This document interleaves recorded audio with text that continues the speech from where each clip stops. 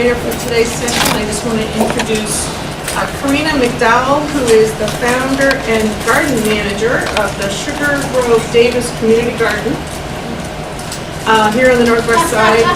And I didn't know if you were just going to peek or come on in. oh, I'm sorry. Go right ahead. Come on in. And she's also the food access chair of the Northwest Area Quality of Life Plan. And then we also have Jim Bloom. This is Reggie. We're putting this stuff together. He's with Sustainable Local Foods, which is an organically grown food provider that repurposes buildings in neighborhoods and then grows organic food on a commercial scale. And they have just recently launched here in Indianapolis, but you can get their products at Kroger's and Myers and Whole Foods and Green Bean Delivery. So he's doing things on a bigger scale, but also working within our neighborhood. So first, Karina. Hi, everyone. Hi. Like she said, I am the founder and garden manager for the Sugar Grove Davis Community Garden. A few years back, I've been having discussions with neighbors who were remembering raising their way through the community, who remembered all the gardeners that used to be in the community that are gone now. And then the opportunity presented itself through the Mayor's Front Porch Alliance and Grow in Indy for me to start a community garden.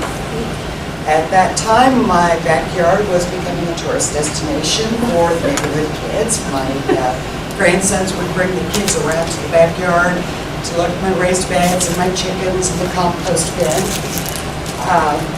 So this was an opportunity. I found a site that is right across the alley from School 44's, Riverside School 44's playground.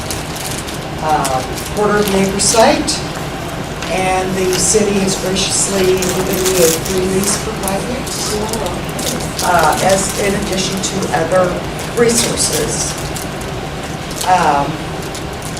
In that time, we've started working with School 44.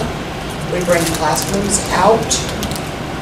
This spring, we brought the kindergartners out and read the Legend of the Three Sisters, and then created a Three Sisters Day. Three Sisters, of course, are corn, whole beans, and squash.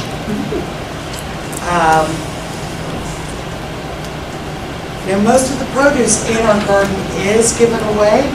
I work primarily with the under 10 crowd, which is a challenge in and of itself because I'm answering more questions than we're getting work done. So my garden's always weedy. If you come by and see it, you'll probably find a lot of weeds. Even that I find presents opportunities because I define a weed as a plant with simply allergens. And you'd be surprised how many of those weeds are actually edible. I am teaching the kids in the neighborhood that mulberries are not poisonous. That running past and snagging a perfectly ripe strawberry or raspberry is a perfectly acceptable snack. And kids that garden tend to eat more fruits and vegetables than kids that do not, because they grew it. They get excited about it. Now, some of the things that I've noticed working with the quality of life, just living in this neighborhood, which is a food desert, are the number of food deserts that we've got in our community. How many of our jobs have simply gone away over the past 25 years? And with that is a rise in crime and violence, and our kids aren't doing as well in school as they used to. People are leaving. Part of the reason that for some of this is mom and dad are both working. So the kids, once they reach a age where mom and dad think that they no longer need babysitters because it's expensive. These kids are latchkey kids, and they don't have as much to do as they should. Community gardens are one way that you can not only teach math, science, literature, but get them excited by doing it. Give them supervised activities to do this. And it also is a great way to reconnect with our neighbors. On my block alone, the people that live at my end of the block, we all know each other. We're always talking to each other. But at the other end of the block, there's a bunch of vacant land and houses. At the other end of the block, they don't know each other at all. Because they're fairly new to the community and they don't talk to each other. This is one way to create those connections that also help reduce crime and violence because you know each other, you know the ones. Community gardens with our kids involved also helps with all of these issues. And with the jobs loss, transitioning to market gardens, once people know how to grow, if we transition to market gardens, there's at least an income stream there that'll help. These are some opportunities. In the upper left-hand corner, those are kindergartners planting the Three Sisters beds. But you can have harvest festivals of some sort, pitch-ins in the garden. Weenie roasts. Even in the wintertime, there's the possibility of sugar maple. Or how many of you have ever had real sugar maple syrup? There's quite a few that haven't. It's not that difficult to do, but it'd be fun to try. First thing you need to do, talk to your neighbors. Find out who's interested. Form a committee. I'm telling you right now, 1 adult, 20 kids, and 6 tools is a recipe for disaster. When you choose your site, be sure you get the soil testing done. Indy Till has a lot of, and I've got handouts here with some of these resources, but Indy Till has a link for the Safe Urban Gardening Initiative. They will test the soil for free. If you contact the Mayor's Front Porch Alliance, they can also help get the soil testing done, help you get a lease. If you don't know who owns the property, get on the city's website and you can look it up. If it's owned by the city, there's the possibility you can get a lease for it. All of these things you need to do before you even get started. One last thing I recommend, prep your beds well ahead of time. In my garden, there used to be a house. When it got torn down, it actually got dumped into the basement and then covered over. They had pink toilets. I also do not have to buy bricks because I keep finding them. I also ask everybody that comes out to the garden to hold on to their marbles because they keep losing them. Now, one other problem I've had, our kids don't know what s'mores are. That's child neglect. Purdue Extension has a lot of resources on their website. Again, if you go to indy.gov, under the Neighborhood Resource tab, there's a link directly to the Extension office. They've got articles, they've got pamphlets, many of them free, that you can go in there and get more information on gardening. If you want to grow something in particular you've never grown before, quick web search can help you find a lot of information. The library gives you has a lot of resources. One book I just checked out that I found very interesting is called Paradise Lot. It's about 2 gentlemen in Holyoke, Massachusetts that bought a double and they have created a food forest on this property so that they can literally walk out of their back door and pick fruits and vegetables for a good portion of the year. Again, Grow in Indy, they have a network of gardeners. Not only will they help you with securing city-owned sites, they'll help with soil testing, they will provide some resources and provide you with a growers network. And the American Community Gardening Association also has a lot of tips on starting a community garden. And again, on my handout here, I've got their addresses. Don't forget about your neighborhood gardeners, the ones that are there. They are a great resource in their chatting group. So you'll find out everything you need to know. Your neighborhood seniors, many of them did have gardens when they were younger, and they would be more than happy to help you. They won't do the work, but they'll tell you how to do it and tell you when you're doing it wrong. And of course, area schools and other neighborhood organizations. Are there any questions? Let me just say that we will have plenty of time for questions at the end. So if you think of something, make a note so you can remember. All right. You're going to get both extremes today, and I'm 100% in favor of community gardens. I'm not a community garden. We actually are the opposite extreme from the perspective of our goal is to try to create as much supply as we can in a local community to offset the food that's coming in from other places. So our goal is actually not to become Big Ag, but to compete against Big Ag by the affiliation of basically being able to produce to quantity. And so what we do is we actually, and I'm going to stop for a minute. How many of you in here believe you're biased? I'm extremely biased. Everything we do is based upon our life experiences. So I was a prison chaplain. That's one of the reasons I'm going to tell you a little bit about what I'm doing. I was a prison chaplain, but I also had a couple of other careers. I owned a company that did services for people with mental health and disabilities for a long time, fairly large company. And I did vocational rehabilitation. I actually was a state director of vocational rehabilitation in Ohio for a while. And so one of my biggest concerns was employment, especially employment for individuals re-entering the community, employment for individuals with disabilities, people with historic background issues. It really used to piss me off that I'd make a lot of money trying to find jobs for people who couldn't get jobs because they had historic background issues. And I love urban areas. I lived in Los Angeles, so that has a relevance because I'm very familiar with California and I'm very familiar with what's going on in California, which is why I do what I do right now.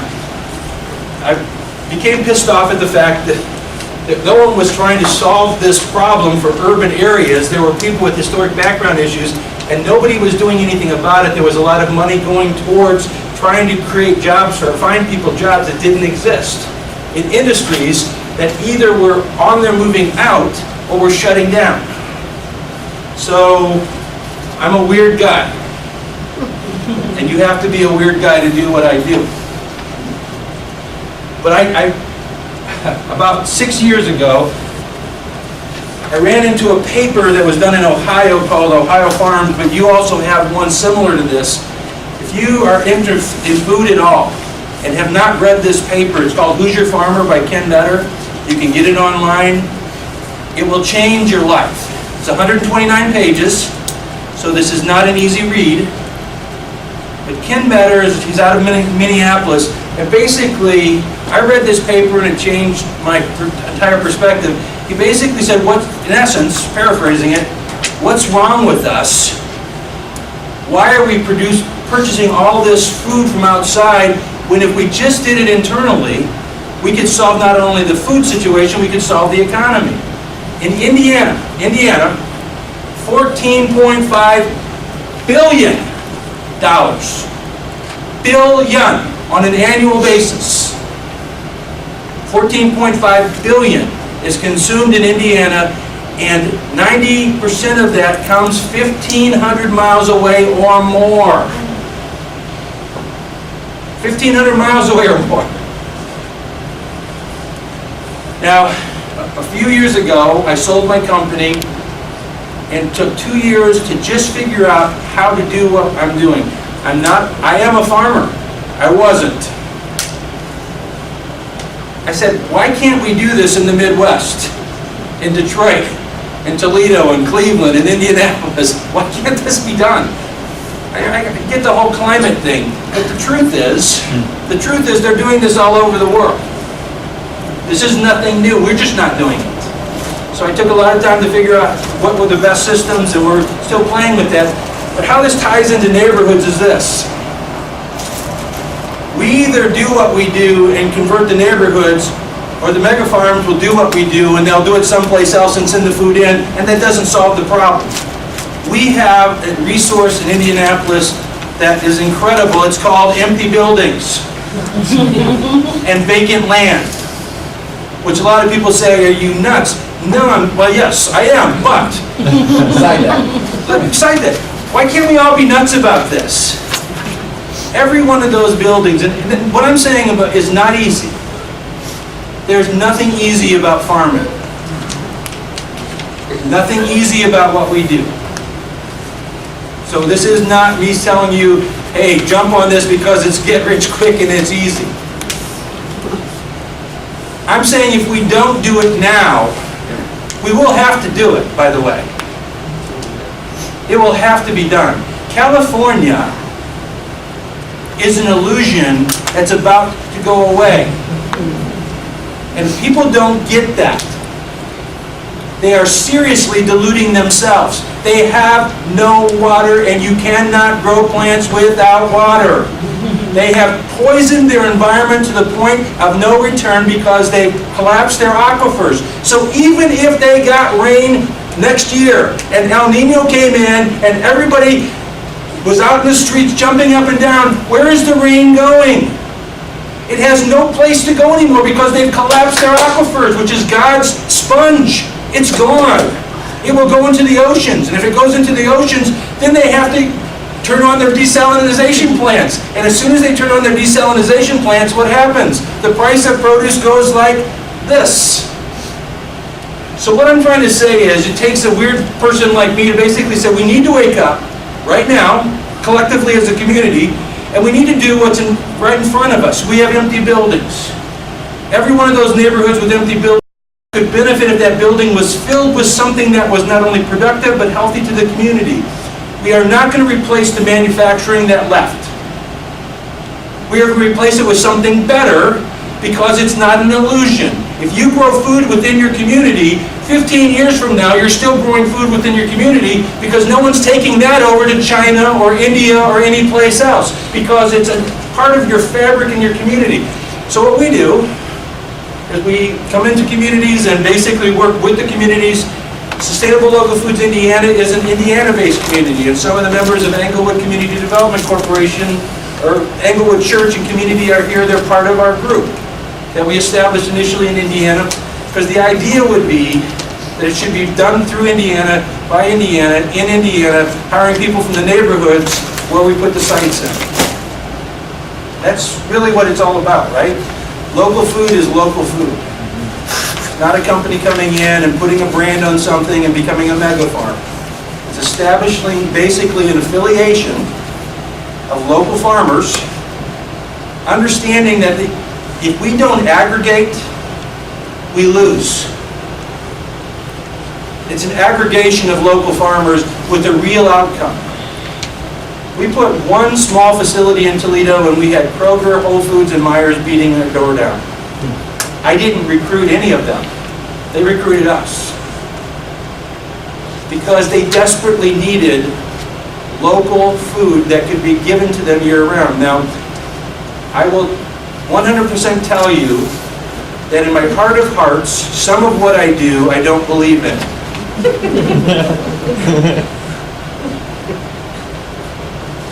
Okay? What's it? If I had my way, you know, we were talking about celebrating seasonality of produce, right? If I had my way, I would love that we produce produce in different seasons as it was designed in certain geographic areas. But what I do is basically say, listen, all these places are getting tomatoes year-round, and they're getting cucumbers year-round, and they're getting peppers year-round. And you don't want them from Mexico. I've been there.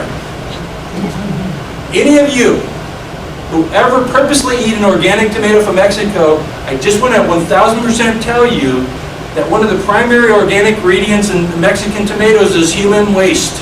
Just so you know, The sludge farms in Mexico City is the primary, basically organic substance that's sprayed on those fields. It's sludge, human waste. Completely organic, by the way. And it can be used safely if it's done properly. We couldn't agree more. Matter of fact, if any of you, I'm not going to give away a secret here, but any of you seen the movie The Martian? How cool is that, right? And I have no problem with that because it's an organic situation, but the problem is that Mexico doesn't actually have any kind of health regulations. So it's not like the sludge is actually treated because it's not. And a dirty little secret that nobody seems to ever talk about is the fact that anything that comes into the country from overseas is regulated by the FDA. How much do you think the FDA actually inspects? What percentage of fruit per produce coming into the U.S. do you believe that the FDA is required to inspect? Anybody know? Would it surprise you to find out 1%? 1% of all the produce outside the United States coming into we're required to inspect 1%. USDA, anything grown into the thing, is about 70%. Any food coming into the country from outside the country, 1%. Should be the opposite.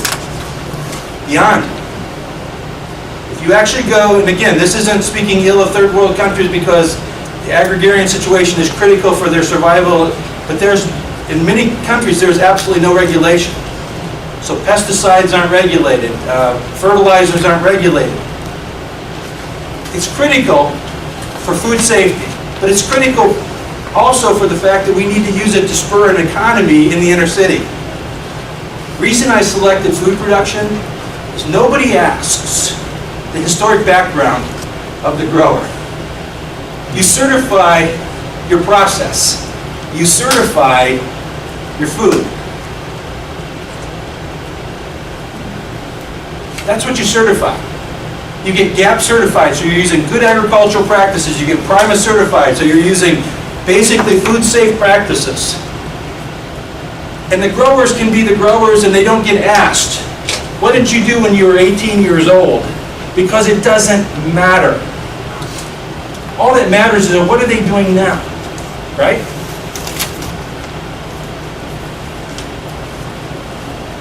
Most of the people that I've dealt with in my life, most of the people I've dealt with in my life have come through significantly, historically awful upbringing. And what they need, more than anything, is hope and opportunity that is real. You have 1.8 million people in the Indianapolis metro contiguous area. 1.8 million. Just think about the fact that if every one of those persons consumed one head of lettuce a week, which isn't that astronomical, right? 1.8 million people consuming one head of lettuce a week. Do you realize that would completely change your community? Completely. From an economic perspective, it was grown here, raised here, consumed here. I can guarantee you, based upon figures that are happening right now, that on average, there are 1.8 million heads of lettuce being produced, consumed on an annual basis in your area through the restaurants, the grocery stores, the hospitals, the institutions, the schools. I can guarantee you that almost all of that is coming from California, Mexico, or someplace other than here. We can grow that here. We can repurpose buildings in your community here. When I say we, I use a community collective we. I am a for-profit corporation. I get that. You have to be a for-profit corporation to play in the world that I play in. You have to. We partner with not-for-profits because we believe that the only way a for-profit corporation can keep its soul and its mission is to have not-for-profit partnerships, because money is the root of all evil. It's the love of money. Love of money. Thank you. Good correction. Thank you. You're welcome. Money's important. Because I love money. Money's important. As a for-profit corporation, we need to be profitable. As a for-profit corporation, we need to be efficient. We use science and technology. Our systems are actually the most modern systems on the face of the earth. We use LED technology that was designed by the cannabis industry. We do. We have lights that a smartphone can actually adjust its light recipe at any moment of any day. They actually have a sensor to tell you how much sun's coming, so I could put a light recipe saying, this is for this plant, this is what it gets in June on June 21st, and I can program that light recipe into this LED light, and in January 15th, it will get the same amount of light that it gets on June 21st. We replicate environment. We manipulate environment. We do it organically. I don't make any excuses for that, because for us to grow year-round, the only way we can play in the world we play in is I have to be able to tell Whole Foods, Kroger, and Meijer that they're going to have a crop every week, and that crop is going to be a certain yield and certain quality every week, right? So we replicate an environment or modify an environment. What we're trying to basically, I'm trying to today is basically, the title of the thing that was, basically food for the future, right? Fuel for the future. The future is that we take advantage as a community right now of the resources we have. We invest in it as a community. Our goal isn't to be the large sustainable local foods having all these sites all over the community. Our goal is to start with the mothership kind of model and then hopefully have 100 to 150 or 200 independent folks doing the same thing, and we aggregate our resources and we basically allow these other stores and hospitals, whatever, to realize that they don't have to purchase any longer from Indiana, or from California or Ecuador or Venezuela or any other places they're getting, because we can grow it all right here. This isn't pie in the sky stuff. Many of you have gone to Disney World and seen Epcot Center. So have you ever gone into the food exhibit at Epcot Center with their hydroponics? That's exactly the systems that we use. Hydroponics, real briefly, is basically using, we use the exact same thing that's in the soil, exactly. We use a media, and we put nutrients in that media that the same that the plant would get from the soil. So it's not like weird growing science and anything like that. Well, we use science and technology so that you always have a pH blend, you always have your EC levels, you always know what nutrients are going in. But it's basically giving the plant the same thing that it gets naturally. The problem we're basically trying to do in Indiana and Ohio and some of the other places is we're trying to combat what's a variable that none of us can predict, which is climate, right? The hardest thing we have going from a growth, somebody asked me, are you opposed to growing in the soil? Not at all. I'm helping right now to develop a 120-acre organic farm in Upland, Indiana. I love everything about it. Everything about it. The problem is that when they're growing organic corn, which I love because they feed it to their livestock, which I love, the problem is it takes a long time for that to grow. And it just doesn't have a lot of cost effectiveness. So if we could blend these systems together, so that the good that they're doing and the good that we're doing can kind of augment each other, and then it gives them more of an opportunity to do what they do. And we believe in that. We believe that we can help a lot of the community gardens and local farms here by creating a market for them that they can grow in, be a part of, sell to. We believe that can be a benefit situation. And I think, so what we're proposing and suggesting, quite honestly, is neighborhoods can change, but there has to be focus, and there has to be action. The day of talking about this is over. It has to be done. And I'm not just saying it, I put everything I have into this, everything I have into this. I mean, I'm way out of the boat on this one. I'm way out of the boat. But you all as a neighborhood and community have to be the same way. This is not something that a company can come in and do, it's something a community has to do. I was explaining a little bit earlier, this is an important situation here. I was explaining earlier that, I can't compete against an 89-cent head of head lettuce that comes from California. I don't want to. Because the only way you produce cheap produce is you exploit the plant and you exploit the labor. That's the only way it's done. There is no other formula. I can be competitive, but I can't compete against it. So if the community doesn't see the value in me paying prevailing wages to our workers, and see the value in us making sure that our plants are actually given healthy nutrients and allowed to mature in a natural, healthy way, then I'm dead. But I believe there's enough people in this community that will see the value, not only in what we do, but others people do, and say, okay, we understand it's going to cost a little bit more, but it's going to cost a whole lot more if we don't do it. And so what we're trying to do is get the community to understand, support this, work with us on this. We want to work with the community on this, and we started out at the East Washington Street, which I love that neighborhood, by the way. We're in Twin Air. Yeah, everybody warned me about Twin Air.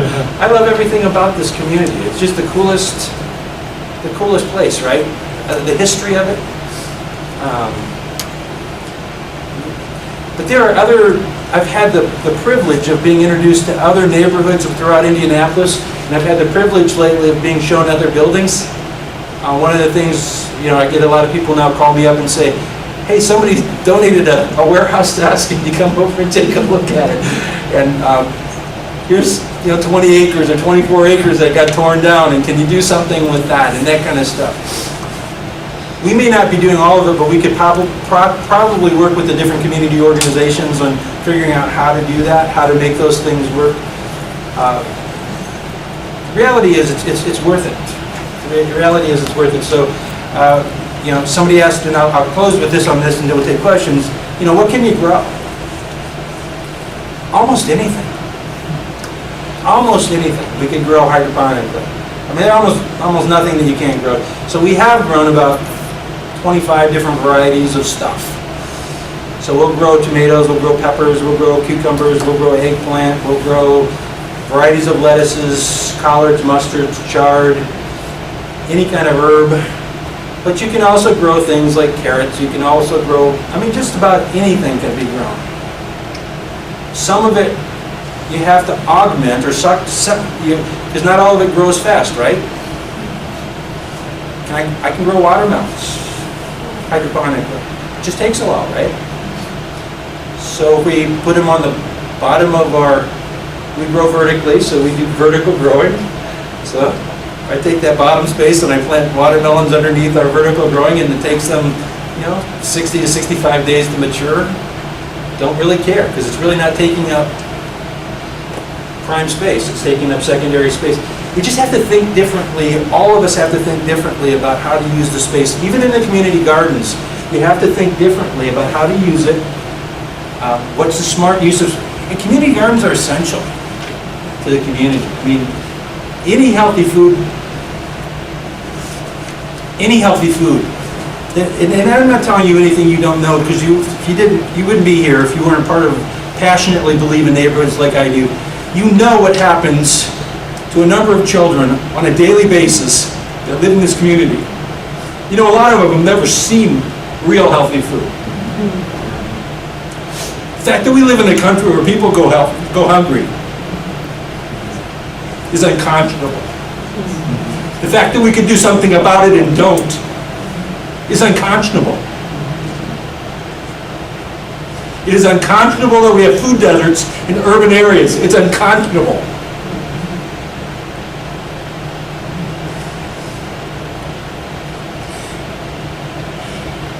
We believe that we, collectively as a community, can deal with this. It's not easy, and it's not quick, but it's the right thing to do.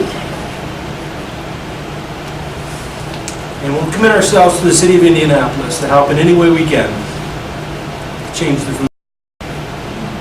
And I apologize, I'm a little bit passionate about this. So,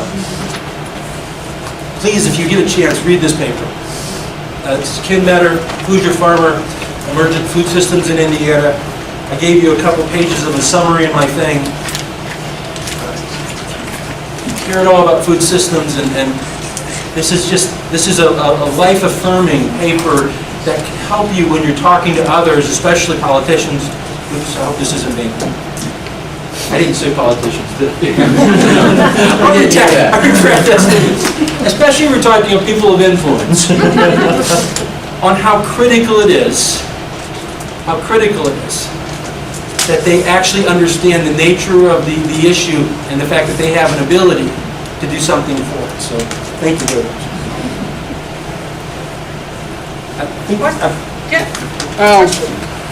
So you said that you can grow almost any fruit or any thing that can grow? Sure, Could you grow a coconut tree? you could. The issue becomes, again, what's the wisest use of space? You can actually, and actually it's actually being done right now, believe it or not, in Ohio, in Dayton, Ohio. A guy actually has bananas being grown hydroponically. Oh, yes. The question becomes a matter of what's the best return on investment for the space and the resources. There's a day I want to play with a lot of things. The biggest concern for me right now is just getting crops going that people need right at the moment. But yeah, you can grow bananas, you can grow almost anything hydroponically. The Hanging Gardens of Babylon was completely hydroponic citrus. So this is 3,000-year-old technology, by the way, 3,000-year-old. Hanging Gardens of Babylon was completely hydroponic. So everything about that, because they had no soil, okay? So basically they formed troughs, and everything was basically done through irrigation, and they used, in essence, to be quite honest, a lot of what the Hanging Gardens of Babylon did was exactly what I just said. They actually used manure. That was actually one of their main fertilizers. So they actually recaptured their own manure from their animals, and that was actually what they used as nutrients for it. So it's technology, we just put a little, none of this could be done without LEDs. I'll be honest. The reason, why is this possible now, it wasn't done before? You couldn't have done it because of cost factors. LED lights are so energy efficient that you can now basically provide the light that it needs at 85% energy efficiency of what you could have done 10 years ago, and soon that's going to raise. I'm a huge believer in energy efficiency. I'm a huge alternative energy guy. I mean, huge. Anything I can do with alternative energy in our systems, we do.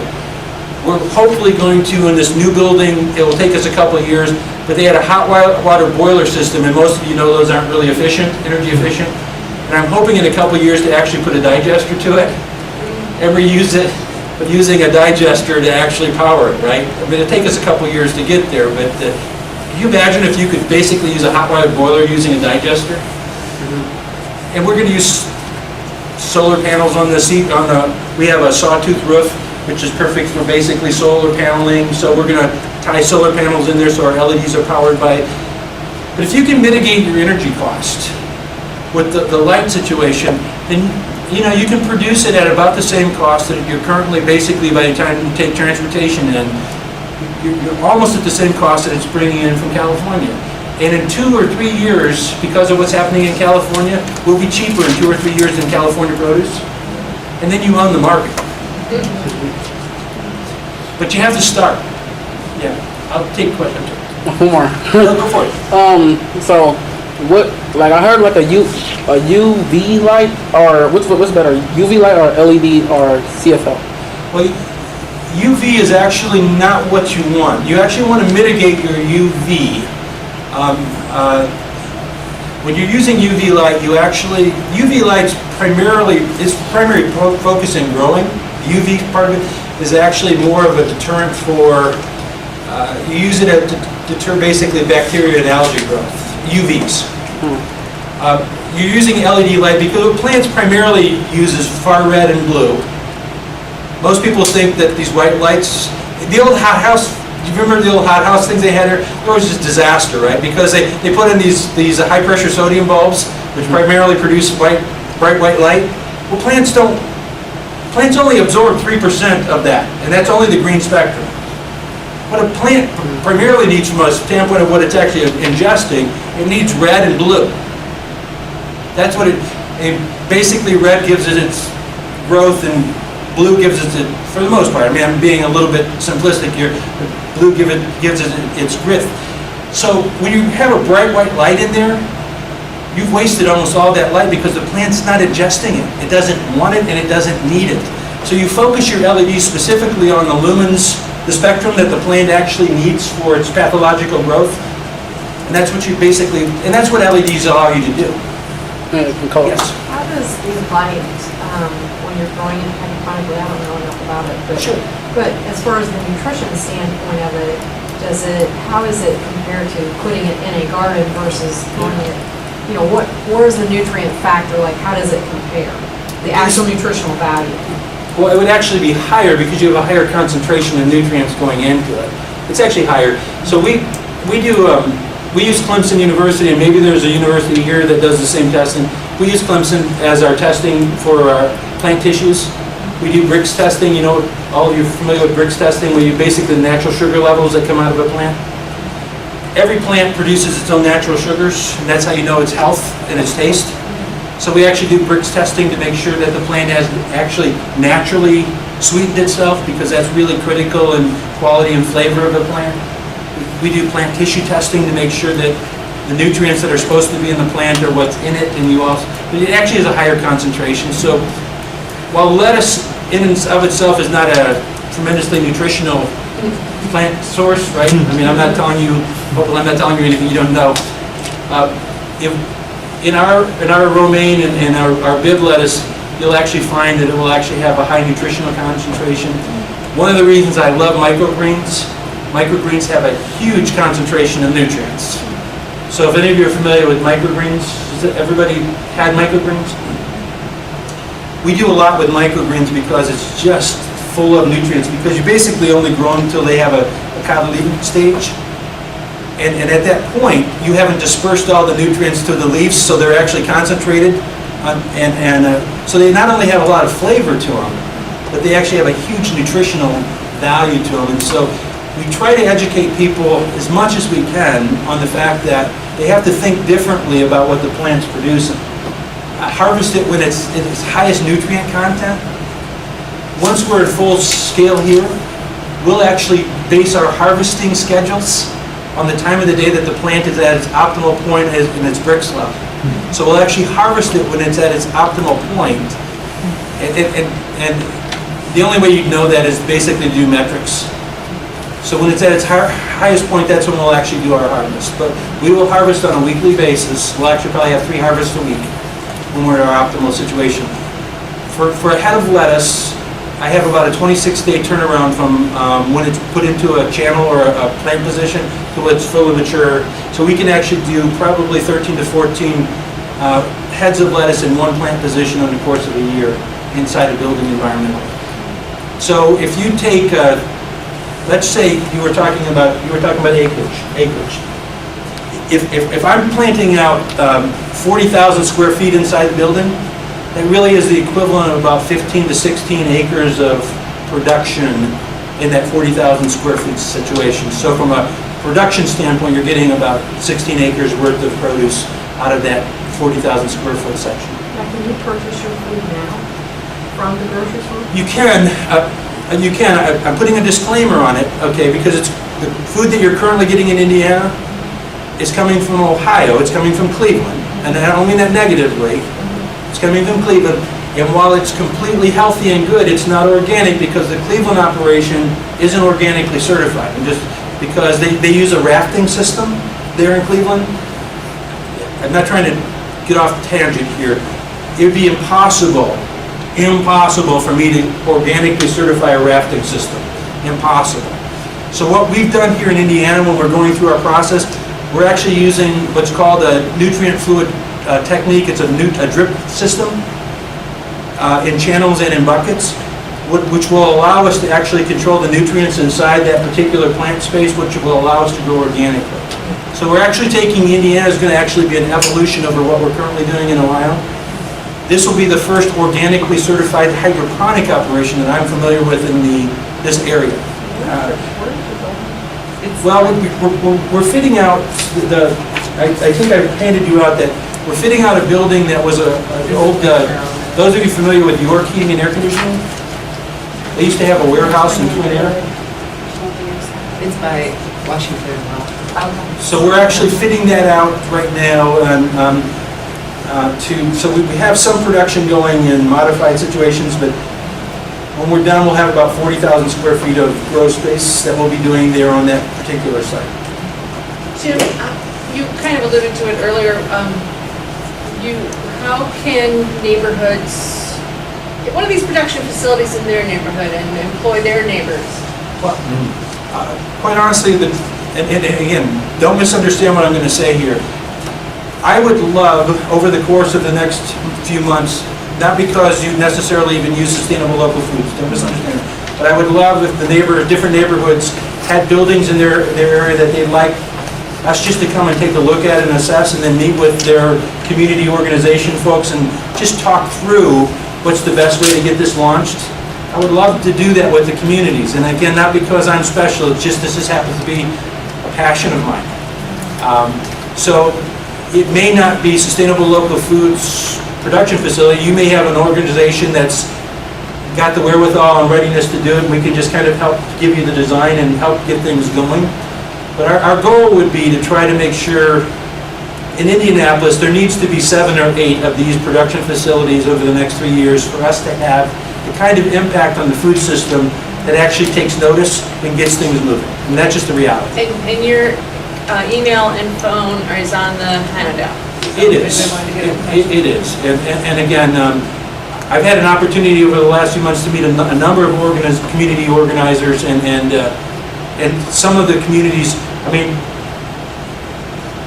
I know this is going to sound funny, but when I went to East Washington, and I know that that's a community that desperately needs revitalized, but I'm used to working. I worked in Detroit, and I worked in Toledo, and so some of the neighborhoods I worked in. So somebody said, "How bad can a neighborhood be?" I've seen neighborhoods where there was about a 75% vacancy rate, right? And I don't think there is such a thing as a neighborhood that's too bad. I think you have to be wise about how you go about it. You know, first thing when we were over there, and I'm telling them how we're going to retrofit this, and they said, well, you know, we covered up all the glass because it kept getting busted out, right? Okay. So you put in a double pane shatterproof polycarbonate, right? You're still getting light translucency. It doesn't shatter. You don't care. Throw a rock at it. I mean,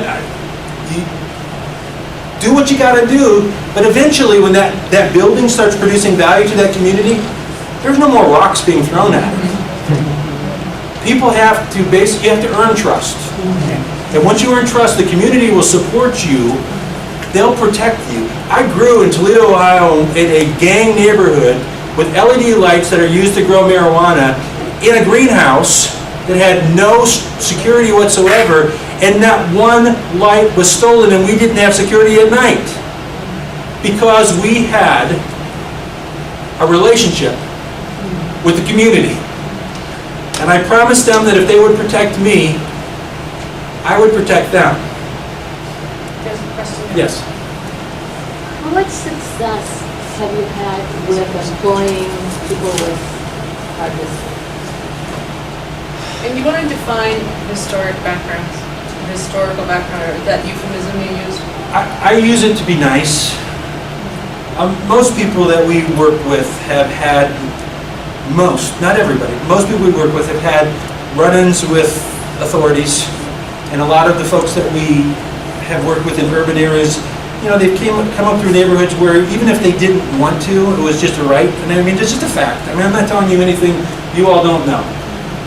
So you didn't want something that happened from 14 to 16 or 14 to 18 to interfere with what now happened when they're 22 or 23 and they want a new start, but they can't get past the stupid thing that happened when they're 16 to 18, right?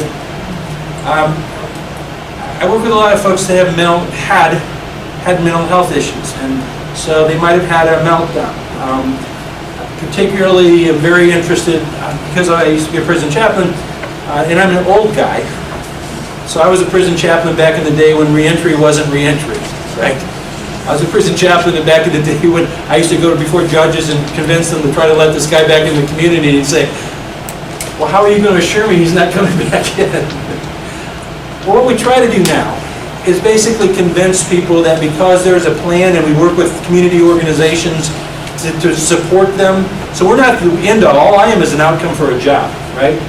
But you have some wonderful community organizations that do great wraparound services, which is why you want to partner with your community organizations, so that when that person's employed by you, they're also getting wraparound services by other people to make sure there's a potentially healthy outcome. But, so we work with people that have substance abuse issues. That's not an uncommon situation. I have a particular bent towards the individuals coming back from overseas who have not only the PTSD, but also, unfortunately, we're trained in skill sets that don't easily transfer here in a positive venue. So you try to create an environment where someone can come in, have a sustainable, decent job, and also basically learn and have an opportunity to learn how to work through some of those unstable times in their life. Because if we, and I'm dysfunctional, okay? I mean, from the perspective of, all of us are dysfunctional. We just don't like to admit it, right? We're all dysfunctional. So you try to create an environment where if somebody has a moment of dysfunction, they don't lose their place in line. They don't lose their career. Because in urban settings particularly, that happens too often because people view people in urban settings as fodder. They look at the next one up and they don't care. So as soon as somebody has an issue, they get kicked out of line and they have to go way back and start all over again. And that just makes that person that much less willing to go the next time. So if you can create an environment where if that happens, they're not out of line and you support them, then you continue to go forward. I created this for-profit company 100% for the purposes of creating jobs, which is really oxymoronic. Because businesses' main goal in business today is to eliminate jobs. So I actually purposely created a company to create jobs. I totally get how oxymoronic that notion is. I actually care about employees, which is converse of what the current business market is. But having said that, employees then have to understand that if they're getting that second chance, they have to think about the next person in line, and they have to do what they're supposed to do because they're responsible for the opportunity for that next person in line. So in our culture, as we hope to create it here, it will be a situation where whoever gets the second chance, they're getting a second chance for the next person that needs a second chance. And that will be the standard that we hold them to. I am a person, again, I'm a flawed person, but I'm a person of faith. And I believe that the only reason I have an opportunity is because somebody did it for me.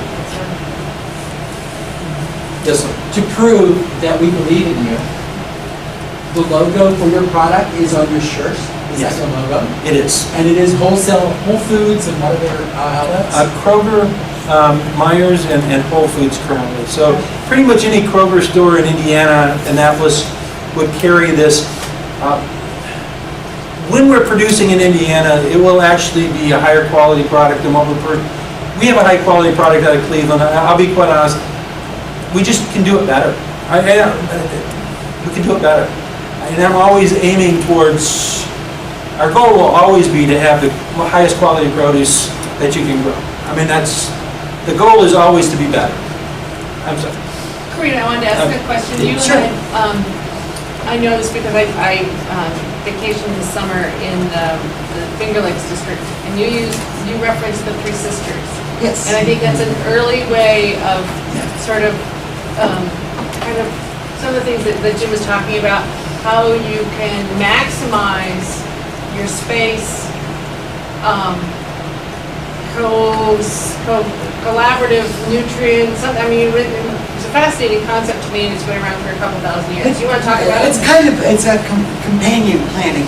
Basically with the Three Sisters, they work because corn provides the support for the pole beans. The pole beans fixes nitrogen into the soil to feed the corn. And the squash kind of acts as a living mulch. It's also a little bit prickly, and the raccoons don't like to walk through it to eat the corn. They love corn. And there are other synergistic or companion plants. There's a lot of books out, a lot of information out. I brought some books with me that have inspired me. Carrots love tomatoes.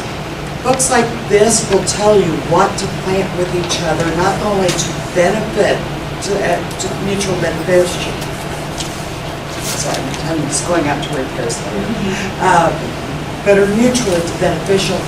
But also, when you interplant, then it helps deter pests, so you have less use for chemicals. Compost everything. My daughter-in-law swears that I put my vegetables on steroids because I use compost. And I lasagna garden. As a matter of fact, I'm about to build a lasagna bed with the help of students from 44, so that they understand the whole cycle of what happens. Does everyone understand what a lasagna garden is? No. It's also called sheet composting.